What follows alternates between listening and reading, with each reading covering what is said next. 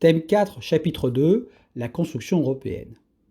Rappelons que le projet européen est une construction progressive qui a débuté après la Seconde Guerre mondiale, marquée par une volonté de paix et de reconstruction. Ce projet s'est aussi construit dans une Europe divisée par la guerre froide.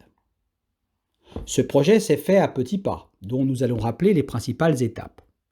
En 1951, la CECA. En 1957, le traité de Rome qui crée la CE. Et en 1992, le traité de Maastricht qui donne naissance à l'Union européenne. Il faut noter l'importance du couple franco-allemand dans cette construction que nous étudierons dans un TP.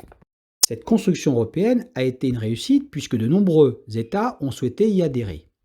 Rappelons tout d'abord les pays fondateurs. Alors, autour du couple franco-allemand, il y a l'Italie, la Hollande, la Belgique et le Luxembourg. Je vous laisse découvrir les élargissements progressifs qui ont eu lieu jusqu'en 2013 pour atteindre 28 pays membres.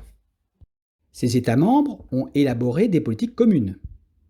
En 1957, le marché commun, en supprimant toute barrière douanière, mais aussi des institutions européennes, la Commission européenne, le Parlement européen, le Conseil européen.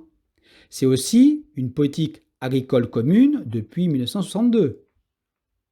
C'est aussi la libre circulation des personnes à travers l'espace Schengen et le programme Erasmus que nous étudierons.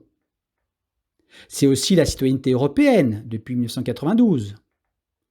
C'est aussi la réalisation du tunnel sous la Manche que nous étudierons dans un TP, ainsi que la création d'une monnaie unique, l'euro, depuis 2002. Néanmoins, cette construction européenne a de nombreux défis à relever.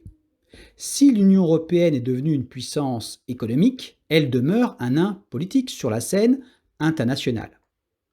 D'autre part, il y a une montée de l'euroscepticisme parmi les citoyens européens, qui a entraîné notamment l'échec d'une constitution européenne en 2005. Il y a aussi la crise financière, la crise de la dette en 2010 dans la zone euro. Et puis enfin, le Brexit, que nous étudierons dans un TP.